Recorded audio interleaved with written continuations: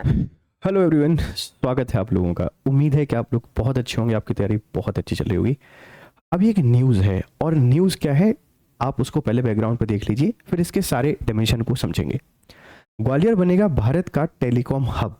Gwalior will become India's telecom hub. अभी जो मोहन यादव हैं हमारे स्टेट के सीएम, वो ग्वालियर विजिट पे गए थे और वहाँ ये अनाउंसमेंट की गई है। ये अनाउंसमेंट क्या है, इसके क्या मायने हैं, वो सारी चीज़ें हम यहाँ पे समझने की कोशिश करते हैं और बारीकी से एनालाइज करते हैं इसको। देखो भाई, थोड़ा एक मिनट हैंग हो जाता है कभी कभार बोर्ड।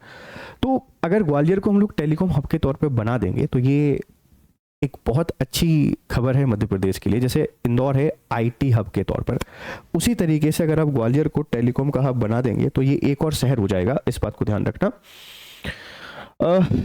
मध्य प्रदेश का हृदय स्थल है। मध्य प्रदेश देश का हृदय स्थल है। निवेशक देश के बीचों बीच में स्थित होने का फायदा उठा सकते हैं। टेलीकॉम सेक्टर में इन्वेस्ट करने के लिए मध्य प्रदेश आने वाले हर निवेशक के हितों का सरकार रखेगी पूरा ध्यान। ये खबर है, दैनिक भास्कर में खबर समझी छपी थी कि इन्वेस्टर्स एमपी आए, और इन्वेस्टर्स अगर एमपी आते हैं तो उनकी हर एक पॉइंट का टेक केयर जो है वो सरकार के द्वारा किया जाएगा। सरकार उनकी हर एक जो भी इश्यूज हैं, कंसर्न हैं, उनको टेक केयर करेगी। जैसे लैंड सस्ते दरों पर प्रोवाइड करा देना, एनवायरमेंटल क्लियरेंस, फिर जो और सारी मतलब सिंगल विंडो सिस्टम के थ्रू बिजनेस स्टार्ट करने के लिए उनको परमिट दे देना। ये ऐसा कुछ हमारे मोहन यादव जी का कहना है, इस बात को ध्यान रखना। तो टेलीकॉम मैन्युफैक्चरिंग जोन TMZ क्या है, इसमें हम समझेंगे। What is the telecom manufacturing zone TMZ। Gwalior में 350 एकड़ जमीन का 350 एकड़ जो जमीन है, इस 350 एकड़ जमीन पर एक नया टेलीकॉम मैन्युफैक्चरिंग जोन TMZ बनाया जाएगा। A new telecom manufacturing zone will be built on 350 एकड़ इन ग्वालियर। तो टेलीकॉम हब बनाने के लिए हम टेलीकॉम मैन्युफैक्चरिंग जोन बनाएंगे। और टेलीकॉम मैन्युफैक्चरिंग जोन का मतलब क्या है, वहां कंपनियों को वो सारी फैसिलिटी मिलेंगी जो टेलीकॉम मैन्युफैक्चरिंग के लिए जरूरी है। तो टेलीकॉम मैन्युफैक्चरिंग हब बनाया जाएगा, और बनाने का पर्पस क्या है कि कंपनियों को एक ही प्लेस पे सब कुछ प्रोवाइड करा दें। वो मशीनरी, वो लेबर, वो रॉ मटेरियल, अगर ये प्रोवाइड करा देते हैं तो कोई भी कंपनी आके इन्वेस्ट करेगी, और कंपनी इन्वेस्ट करेगी उसके फायदे क्या है, बहुत सारे फायदे जानेंगे। होते क्या है, यहाँ पर ये चीज़ें बनाई जाएंगी। कुछ प्रोडक्ट यहाँ पे बन सकते हैं, जैसे SIM card, mobile accessories, telecom chips और devices, wifi, optical cables, antenna आदि। अब देखो, अभी जो समय है या आने वाली समय है, ये मोबाइल का समय है, मोबाइल का टाइम है। अगर TMZ बन जाएगा तो इतनी सारे प्रोडक्ट यहाँ पे बनेंगे, और ये सारे के सारे प्रोडक्ट जब बनेंगे तो सबसे पहली चीज़ तो यहाँ एम्प्लॉयमेंट जनरेशन होगा। एम्प्लॉयमेंट, रोजगार जो है, ये रोजगार क्रिएशन होगा या रोजगार बनेगा। दूसरा, इंफ्रास्ट्रक्चर ऑटोमेटिकली डेवलप हो जाता है, इंफ्रा, और वही जो ईज ऑफ लाइफ है ये लोगों को फिर यहाँ से मिलने लगती है। तो ये फायदे होंगे अगर ये बन जाता है और सही तरीके से वर्क करने लगता है। तो इस बात को ध्यान रखना, इस TMZ में क्या क्या बनेगा, ये सारी चीजें बनाई जाएंगी, ध्यान रखना। सेकंड पॉइंट क्या है, 6G टेलीकॉम पर रिसर्च ऑन 6G। ग्वालियर में 6G तकनीक के लिए रिसर्च एंड डेवलपमेंट सेंटर बनेगा। ये जो टेलीकॉम हब हम बनाने की बात कर रहे हैं, उसमें एक तो टेलीकॉम मैन्युफैक्चरिंग जोन बना दिया। दूसरा, अभी हम 5G पे चल रहे हैं, लेकिन आने वाले समय पर 6G आएगा, तो हम लोग 6G पर R&D जो करना है, ये R&D यहाँ पे करेंगे, और इसके लिए एक सेंटर इस्टेब्लिश कर देंगे। इसे भारत में आधुनिक संचार तकनीक में अग्रणी बन सकेगा। अगर हम 6G पे रिसर्च करते हैं और 6G को बेहतर तरीके से स्केल अप कर पाते हैं तो टेलीकॉम सेक्टर में एक तरीके से बूम आ जाएगा। यह जो हमारा पूरा का पूरा मार्केट है, कम्युनिकेशन मार्केट, वो पूरा मार्केट एक तरीके से बूम हमको देखने को मिलेगा। तो पहला TMZ बनेगा। दूसरा, टेक्नोलॉजी पर रिसर्च हम लोग कम करेंगे 6G।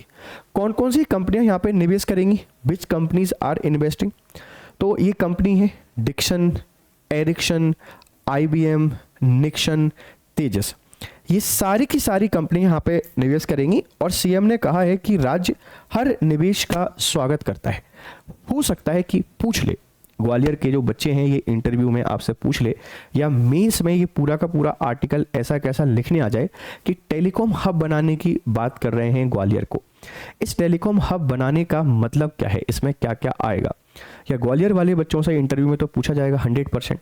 तो ये सब कुछ इसमें बनेगा या इतनी सारी कंपनियां आके इसमें इन्वेस्ट करेंगी, इस बात को ध्यान रखना। और कहाँ होंगे टेलीकॉम जोन? अगर हम टेलीकॉम का हब बना रहे हैं ग्वालियर को, तो इसके कुछ अदर लोकेशंस भी होंगी। जैसे जबलपुर में भी टेलीकॉम इंडस्ट्री की संभावनाएं हैं। 27 अप्रैल को इंदौर में आईटी कॉन्क्लेव होगा, जहां और भी निवेशक प्रस्ताव देंगे। तो इंदौर में भी संभावनाएं हैं, इंदौर के अलावा जबलपुर में भी है। ग्वालियर को टेलीकॉम का हब हमको बनाना ही बनाना है, लेकिन इसके साथ में अदर शहरों में पोटेंशियल है, उस पोटेंशियल को भी हमने यूटिलाइज कर लेना है। उसमें 2 शहरों के नाम आए हैं, एक जबलपुर और एक इंदौर, इस बात को ध्यान रखना। बेहतर कनेक्टिविटी और सड़कें, green corridor express way, Gwalior से आगरा की दूरी सिर्फ और सिर्फ 50 मिनट में तय होगी। ग्वालियर वेस्टर्न बाईपास और दिल्ली नागपुर इंडस्ट्रियल कॉरिडोर भी पास से ही गुजरेंगे। मतलब हम अगर एक्सप्रेस वे बना देते हैं तो एक्सप्रेस वे बनाने से जो बिजनेस है, इस बिजनेस में ऑटोमेटिकली बूम आ जाता है। तो टेलीकॉम हब बना रहे हैं और हब बनाने के साथ में हम कनेक्टिविटी भी प्रोवाइड करा रहे हैं कि जैसे कंपनियां अगर आती हैं और काम करना चाहती हैं, अपने बिजनेस को स्केल अप करना चाहती हैं, तो इंफ्रा में प्रॉब्लम उनको ना देखने को मिले। इसीलिए हम ग्रीन कॉरिडोर भी बना रहे हैं। तो आगरा तक की दूरी सिर्फ और सिर्फ 50 मिनट में हो जाएगी, इस बात को ध्यान रखना। और दिल्ली नागपुर इंडस्ट्रियल कॉरिडोर भी यहीं से गुजरने वाला है।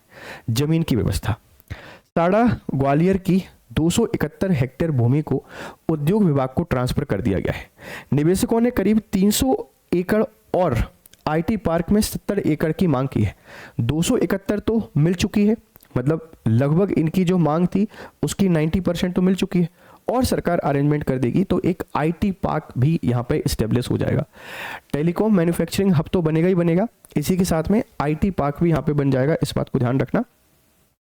विद्यार्थियों के लिए लाभ है, बेनिफिशरीज के लिए नई टेक्नोलॉजी और फैक्ट्रियां आने से रोजगार के अवसर बढ़ेंगे, एम्प्लॉयमेंट बढ़ेगा, इंटर्नशिप और ट्रेनिंग की संभावनाएं बढ़ेंगी।